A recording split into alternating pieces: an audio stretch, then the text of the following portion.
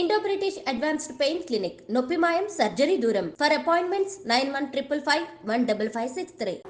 Sir very crucial part of your entire journey Sitarama Sastri గారితో మీ అనుబంధం. ఇది మీరు చెప్పేటప్పుడు మీరు ఎంత అనుబంధమో అంటే మీ గురించి చాలామంది చెప్పారు, మీరు ఎంత ఫీల్ అయ్యి మాట్లాడతారు వారి గురించి. వారితో ఫస్ట్ ఎప్పుడు కలిసారు సార్ మీరు?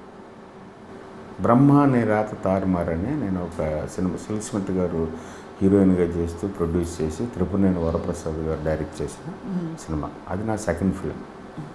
ఆ సినిమాకి అసిస్టెంట్ డైరెక్టర్గా పనిచేస్తున్నప్పుడు ఆయన సీతారామ శాస్త్రి గారికి ఒక పాట కోసం పిలిపించారు ఆఫీస్కి. ఫస్ట్ పరిచయం అది. ఎలా కనెక్ట్ అయ్యారు సార్ మీ ఇద్దరు? ఒకటి జాతీయత భావం, పూర్తిగా యాక్సిడెంట్లు, అది పూర్తిగా నా బంధాలు కానీ నాకు అంత జాతీయత అదే చెప్పలేను నేను. ఆయనతో తిరుగుతున్నాం కాబట్టి కొన్ని ఇందాక చెప్పాను కదా, గంధం చెట్టు కింద ఉన్న వాటికి ఆ స్మెల్ ఆటోమేటిక్గా అబ్బుద్దనే. ఆయన ఫస్ట్ ఆయన నన్ను ఒక ఆఫీస్ బాయ్ అనుకున్నారు. కొంచెం మంచి రోజులను టీ తెచ్చుకుంటే బాబు అని చెప్పారు. నేను అప్పటికే సిరివెన్నెల పాటలు విని అసలు పిచ్చెక్కిపోయింది. శివుడిని ముష్టోడు అంటున్నాడు, బిచ్చగాడు అంటున్నాడు, ఎవడ్రా బాబు వీడు అని చెప్పి అనుకున్నాం. యాక్చువల్గా మా ఊర్లో, నేను ఊర్లో ఉన్నాను సిరివెన్నెల రిలీజ్ అయ్యేటప్పుడు. ఆ తర్వాత వచ్చి అసిస్టెంట్ జాయిన్ అయితే అప్పుడు అదే తిరుగుతుండే. సో నా సూట్ కేసు దాని మీద కొట్టుకుంటా చూని వింటా రాజకోటి మ్యూజిక్ డైరెక్టర్ ఇస్తారు. నేను అప్పుడే ఒక 6 months 8 months అయింది. నేను అవుట్డోర్ యూనిట్లో కెమెరా లైట్ అసిస్టెంట్, కెమెరా అసిస్టెంట్గా చేసి, సెట్ బాయ్ కింద చేసి, ఎడిటింగ్ అసిస్టెంట్గా చేస్తూ, దాని తర్వాత సెన్సర్ స్క్రిప్ట్లు రాస్తూ ఈ పంచ్లో ఉంది. 1 year తర్వాత అనుకుంటా. సో ఫస్ట్ టైం ఒక రైటర్ని అంత దగ్గరగా చూడటం.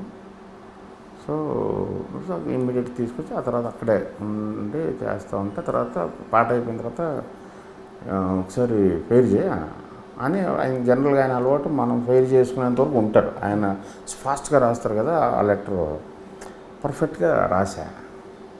ఎవరు నువ్వు అన్న అంటే, నా పేరు వంశీ సార్, నేను అసిస్టెంట్ డైరెక్టర్.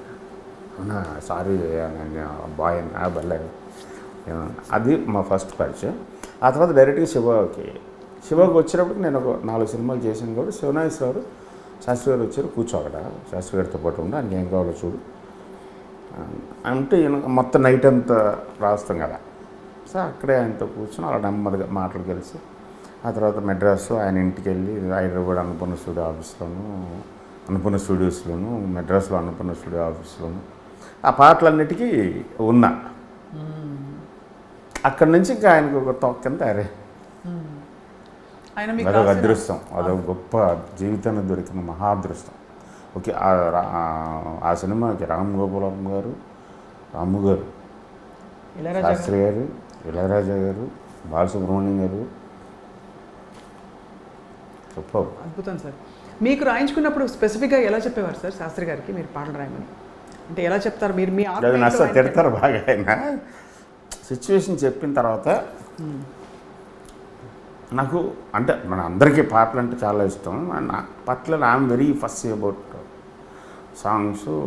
అసిస్టెంట్ డైరెక్టర్గా ఉన్నప్పుడే మన ఇళయరాజా గారు లాంటి వాళ్ళతో పనిచేసాం కాబట్టి అది ఆ వాసన కొంత మీద పడింది. పాట బాగుండాలి, పాడమని పాటలు బాగా వింటూ ఉండేవాడు. అప్పుడే కొత్తగా స్టీరియో రికార్డింగ్ వచ్చింది, అంతవరకు మోనో ఉండేది.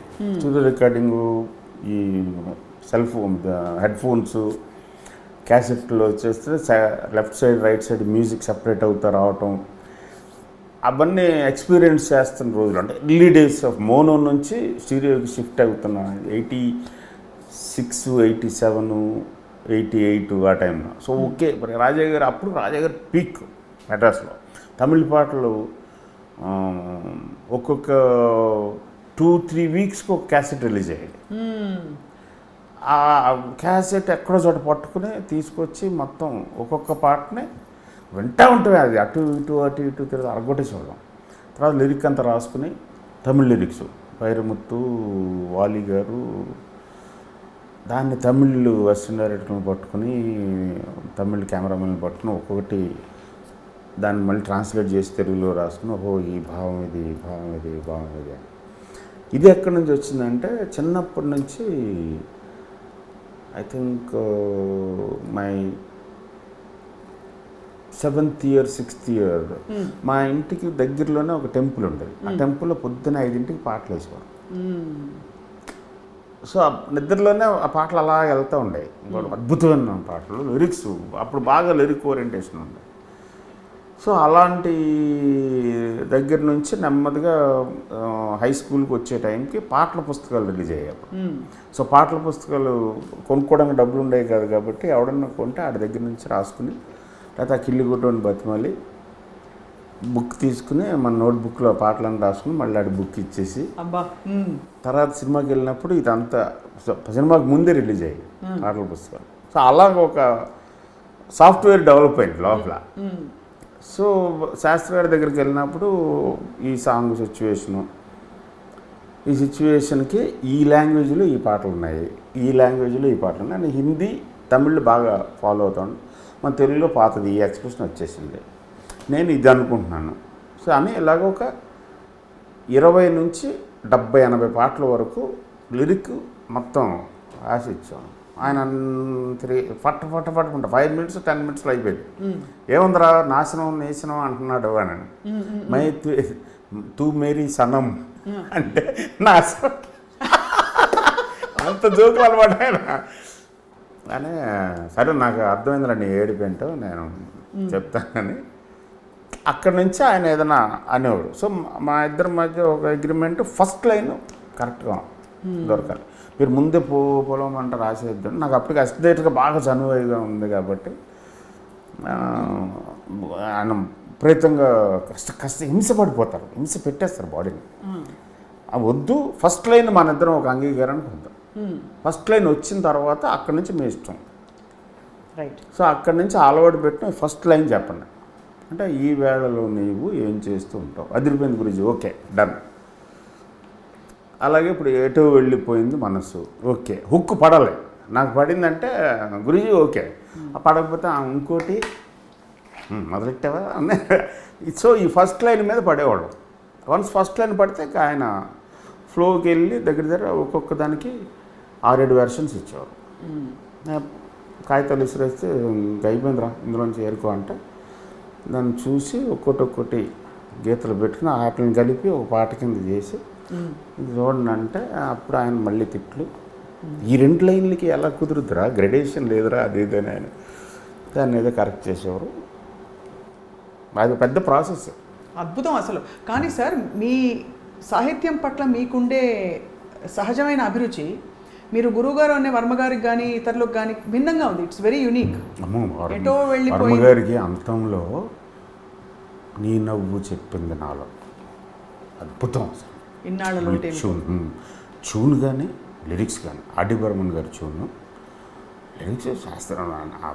రాముగారు మామూలుది కాదు. ఓ నవీన కానీ అమ్మ బ్రహ్మదేవుడు కానీ సూపర్ అసలు. అవన్నీ జామురాత్రి డిఫరెంట్ టేస్ట్ అంటాను. జామురాత్రి అవును.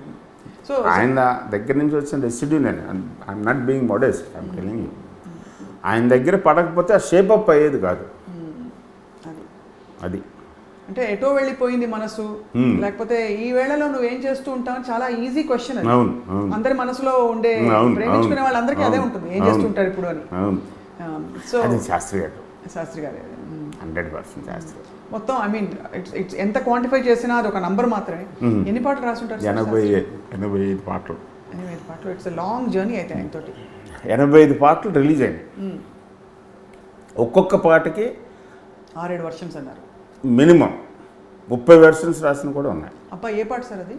అలనాటి రామబాబు రాసేసారు. అలనాటి పేరుకో అన్నారు. ఈ నిన్నే పెళ్ళాడతలో ఎవరు రాశారు సార్ మీకు? అంటే అన్ని పాటలు ఒక్క పాట సుద్దాల అశోక్ తేజ రాశాడు, ఆ చెక్చుక్ తారా అన్నది. మిగతా సూపర్ సాంగ్. చిత్రామ్మ హరిహరన్న చిత్రామ్మ, గుండెల్లో నీ ధ్యానం, అది రేటి పెదవుల్ని బతిమాలుతున్నాను. బో sir, what about this song? అసలేం గుర్తుకురాదు నా కళ్ళలోన. రాజా గారు, చిత్రామ శాస్త్రి గారు మ్యాజిక్. అది బీట్కి ముందు వస్తుంది అసలేం గుర్తుకు రాదు. కదా ఆయన ప్రతి చాలా పాటలు అలాగే వస్తాయి. మీరు అబ్జర్వ్ చేస్తారు రాజీవ్ గారు ఈ స్టార్టెడ్ ఆఫ్ బీట్ ఎర్లీ బీట్కి తోటి స్టార్ట్ చేయటం అనేది. అవును, మీకు సంగీతం మీద కూడా అవగాహన ఉండాలి. లేదు ఓన్లీ ఇవన్నీ క్యాచ్ చేయడం అంతే, వాసన అంతే, అక్కడెక్కడ వింటుంటే పట్టుకోవడం తప్ప. అండ్ చాలా వరకు శాస్త్రి గారు రాసిన తర్వాత ట్యూన్ అయ్యేవా సార్? కొన్ని శాస్త్రి గారు రాసిన తర్వాత కొన్ని ట్యూన్స్కి. ఈ రంగమార్తాండకు సార్ ఎలా మీరు? రంగమార్తాండకి 2 ట్యూన్లు ఇచ్చారు, మిగతాయి రాజయ్య గారే అన్నారు పాట రాయించి తెచ్చుకో చేస్తాను. అండ్ బట్ శాస్త్రి గారు పాటలు 2 పాటలకే ట్యూన్ ఇచ్చారు. ఓకే రాసిన పాటలకి ట్యూన్ చేశారు, మిగతావన్నీ శాస్త్రి గారి పాటలకే 2 ట్యూన్స్ ఫిక్స్ అయినాయి. దానికి శాస్త్రి గారు రాశారు. మిగతా 3 పాటలు సపరేట్ రాయించి తీసుకెళ్ళి ఆయన ట్యూన్ చేశారు.